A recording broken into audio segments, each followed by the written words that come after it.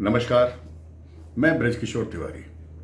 आज मैं यहाँ पर आपसे विभाजन के समय हुई कुछ अजीबोगरीब घटनाओं के बारे में बात करने आया हूँ, जिनको एक अलग ही स्वरूप देके पूरे समय हमारे देश में पेश किया गया। 1947 में जब हमारे देश का 46वां विभाजन हुआ और विभाजन के बाद जो हमारे यहाँ के मुस्लिम थे वो पलायन करके पाकिस्तान, जो नया देश बना था, वहाँ चले गए और जो हिंदू थे वो यहाँ रह गए। पर अगर आपको याद हो तो बहुत सारे मुस्लिम परिवार हिंदुस्तान में ही रह गए और उन्होंने कहा कि हम यहीं रहना चाहते हैं। उस समय आपको लगा कि ये हिंदुस्तान से बहुत प्यार करते हैं, पर शायद आप उस समय गलत फहमी में थे। जो सारी बातें अब उजागर हो रही, ये सारी बातें जिन्ना के प्लान के तहत, गजबाए हिंद के प्लान के तहत उनको यहाँ छोड़ा गया था ताकि वो हिंदुस्तान पे भी अपना हक जताते रहें। अब आप देखेंगे कि जब हमारे जो हिंदू थे पाकिस्तान में, उनको वहाँ से भगाया गया तो कुछ को मार काट डाला गया, उनकी ज़मीनें जब्त कर ली गई, उनकी ज़मीनें सरकार ने ले ली और जो मुस्लिम यहाँ से गए पाकिस्तान, उनको वो ज़मीनें और उनके मकान दे दिए गए, प्रॉपर्टी सब उनको दे दी गई। बशर्ते यहाँ जो अगर 50 मुस्लिमों का एक परिवार था, उसमें से अगर 45 लोग पाकिस्तान चले गए और 5 यहाँ रह गए, तो उन्होंने 5 ने वो 50 की प्रॉपर्टी पे अपना हक जताया और कांग्रेस सरकार ने उसको हक दे दिया। इस तरह से उन्होंने क्या किया कि एक नई प्रॉपर्टी पाकिस्तान में भी बना ली, जो हिंदुओं के कमाई हुई संपत्ति थी, और साथ ही उनकी जो यहाँ संपत्ति हिंदुस्तान में थी उस पर भी अपने वारिस छोड़ गए। अब साहब इस तरीके से इन्होंने यहाँ पर और पाकिस्तान में दोनों जगह अपनी जगह बना ली। यही व्यक्ति यहाँ रहने के बाद इन्होंने 3 बातें यहाँ पे फेमस की कांग्रेस के साथ मिलकर: गंगा जमुनी तहजीब, भाईचारा, हिंदू मुस्लिम भाई भाई। और अगर आप देखें तो ये तीनों स्लोगन सिर्फ इसलिए चलाए गए थे कि जब जब इन पर विपत्ति आए तो ये स्लोगन के तहत अपने आप को विक्टिम बताकर आराम से निकल जाएं। पर जब हिंदुओं पे आए तो कांग्रेस इनके साथ खड़ी हो जाती थी। हिंदू कल बेचारा था 1947 के पहले, आज बेचारा है, पर आगे बेचारा नहीं रहेगा, क्योंकि देश की सोच और सत्ता बदल चुकी है।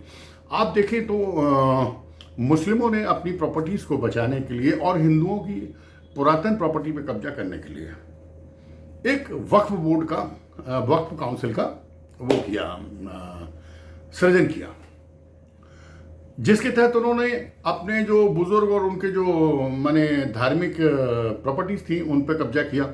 उसको बताया गया कि भाई ये हमारी हैं, इन पर कोई सरकार किसी भी तरीके के कानून का असर नहीं होगा। वो भी ठीक है साहब।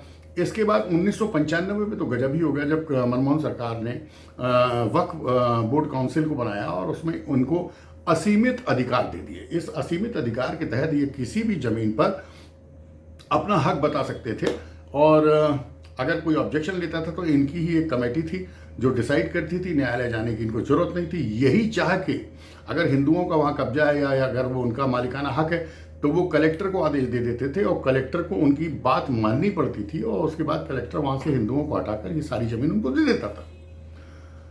इस तरीके से यहाँ रह गए मुस्लिमों ने हिंदुस्तान पे अपने पैर पसारना शुरू कर दिया।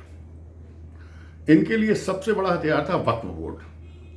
वक्फ का मतलब है दान।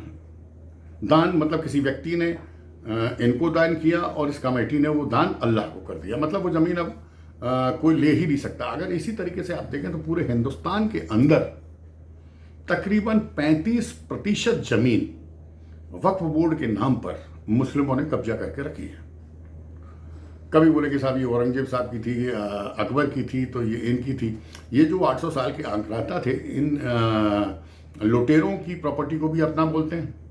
जो इनके लोग पाकिस्तान चले गए वो भी इनकी है, जो इन्होंने अर्न की वो भी इनकी है, और जो इनकी फर्जी मज़ारें गली गली बनी हुई हैं उसके आसपास की सारी ज़मीन ये कब्जा कर लेते हैं। इन्हीं की कमेटी उसको वक्फ डिक्लेयर कर देती है, इन्हीं के सभी लोग उसको मान्य कर देते हैं और सरकार को उस बात को मानना पड़ता। इस तरीके का अंधा कानून कांग्रेस ने हिंदुओं के खिलाफ और मुस्लिमों की संतुष्टि के लिए बनाया। अगर आप देखें तो आज दिल्ली में तकरीबन 60% जमीन, लाल किले से लेकर जामा मस्जिद से लेकर और प्रधानमंत्री निवास से लेकर जितना भी जो है, सबका सब इन्होंने वक्फ बोर्ड में ले लिया है। ये कहीं भी एक पुरानी मजार दिखा देते हैं, कहते हैं साहब ये 100 साल पुरानी मजार है, फलाने बाबा की, ढिमाके बाबा की, और उसके आसपास की जो भी जमीन है वो सब पे ये कब्जा कर लेते हैं। अरे साउथ में अभी पता चला कि वहाँ के एक पूरे गांव को, वो पूरा हिंदुओं का गांव है, उस पर एक बोर्ड लगा दिया गया ये वक्फ का गांव है।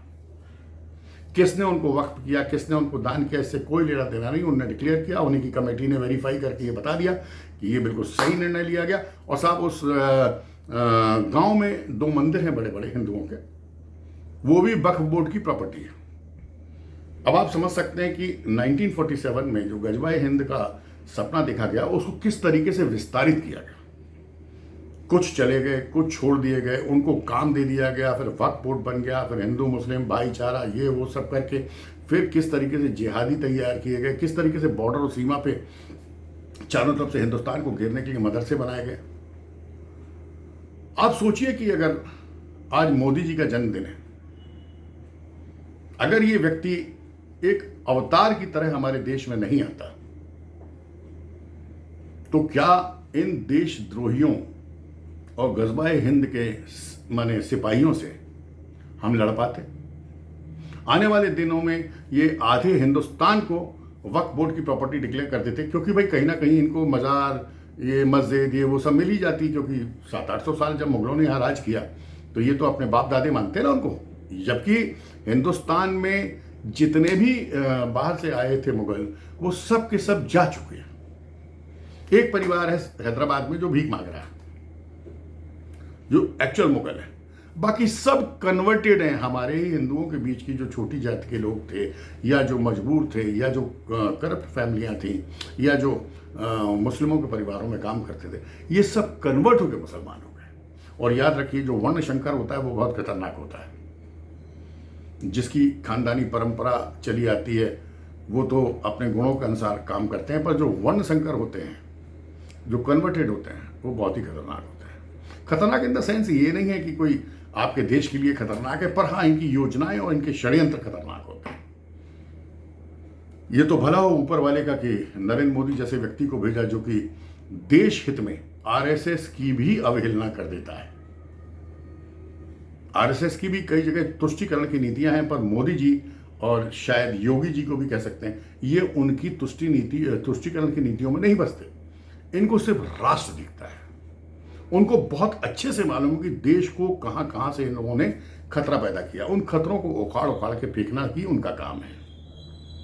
इस वीडियो के माध्यम से मैं आपको सिर्फ ये बताना चाहता था कि जो कहते हैं कि साहब हमारे पास तो ऑप्शन था पाकिस्तान जाने का, पर हम नहीं गए क्योंकि हमें इस देश से प्यार था, बिल्कुल सही बोलते हैं।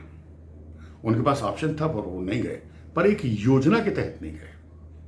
और इस देश से प्यार था और है सिर्फ इसलिए कि वो पूरे हिंदुस्तान को एक इस्लामिक कंट्री बनाने के लिए लगे हुए हैं।